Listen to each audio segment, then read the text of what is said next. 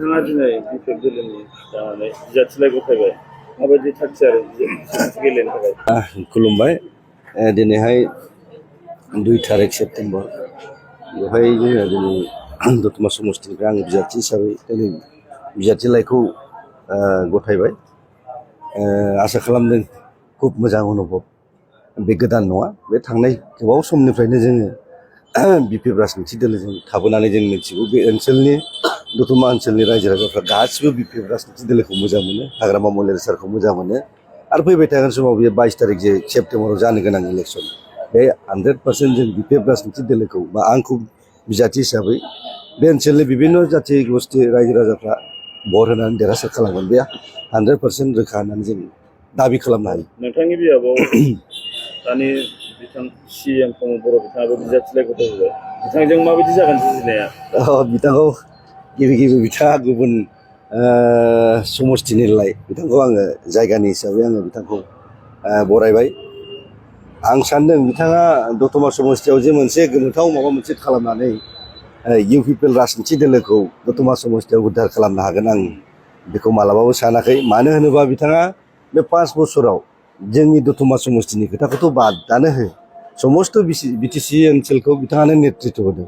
बे 5 बोसोरखौ बिथांनि नेतृत्वआव दिनैहाय जोङो खुनु मोनसे डेभेलपमेन्टनि खामानि जों मावनाय नुवाखै।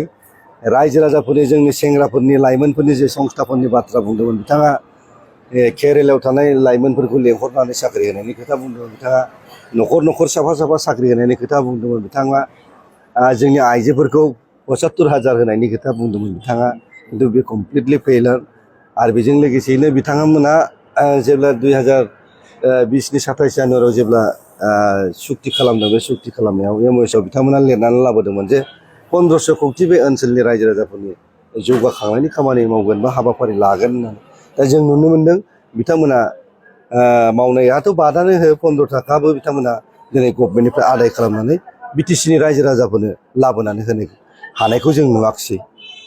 आरो जों नुबावदों जे बे ओनसोलनि जे संस्थाफोरनि बाथ्रा बिथांमोना कमप्लिटलि फेलियार जादों। बे 5 बोसोराव 4.5 बोसोर बारखांनायनि उनाव सिएसपिनि थ्रुयै दाख्लै साख्रि होनायनि बाथ्रा बुंदों बिथांमोना जों एसेम्ब्लियाव सोंदों दाख्लै थांनाय रिसेन्ट एसेम्ब्लियाव सोंदों बिथांमोना बुंदों जों सिएसपिनि दारै खुनु सासे मानसिनो जों सासेनोबो जों साख्रि होनो हानाय जायाखै होननानै जोंनो गावसोरनो तथ्यखौ होदों। दा जों सानदों ओंखायनो बेवहाय दतमा समस्तियाव फैनानै माबा मोनसे इस्यु लानानै बिथाङा बे ओनसोलनि रायजो राजाफोरनि भट लानानै देरहासार जागोन बे मालाबाबो जानो हाया। नोंथांनि माबाया बेसेबां देरहागोन सानदों फेजेनगोन सानदों? आंथ' जोङो आसा खालामनो हायो बिभिन्न जाथि जनगोष्ठीनि मानसिफ्रा थांनाय 2005निफ्रायनो बिपिएफ राजनिति दोलोजों दंबोयो बेवहाय रावनिबो प्रल'भननि राजनितिया सोलिया। मानो होनोबा बे दतमा ओनसोला समस्त बर' मानसिफोरखौ बा बर' ओनसोलखौ बा बिटिसि ओनसोलखौ नेतृत्व होग्रा जोंनि गार्जेन बिथांमोना आंजों बिपिएफ राजनिति दोलोआव दंफायो।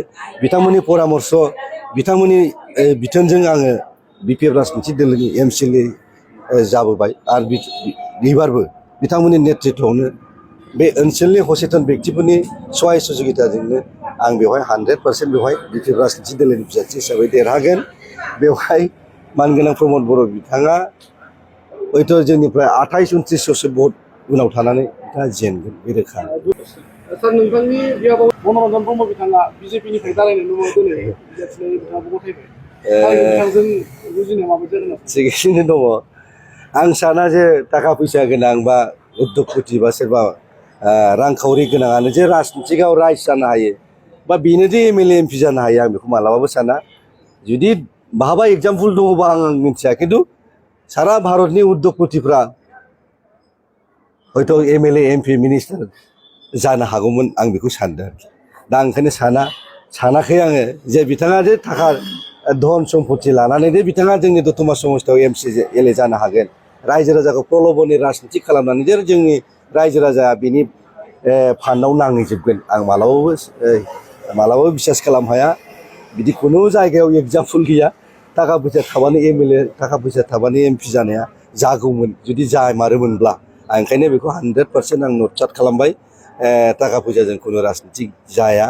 जोङो जाथि हिसाबै बिटिसि हिसाबै जों बिटिसि बासि हिसाबै जों बिटिसिखौ बिभिन्न जाथि जनगोष्ठीफोरखौ लानानै जों बिटिसिनि सिक सिडुलखौ बिटिसिनि थामोनथाखौ जों रैखा खालामगोन बिपिएफ राजनिथि दोलो हिसाबै खौसेथि जौगानाय आरो अनलायनायजोंनो जोङो बे बिटिसिखौ फिन खेबसेबाव 26 थारिखनि उनाव बिपिएफ राजनिथि दोलोनि नेतृत्वआव हाग्रामा महिला रायसानि दैदेननायाव बिपिएफ सरकार जागोन बे 100% रोखा।